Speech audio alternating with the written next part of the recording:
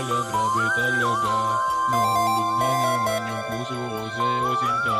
Di na ako sanay kapag wala ka na. Di na ako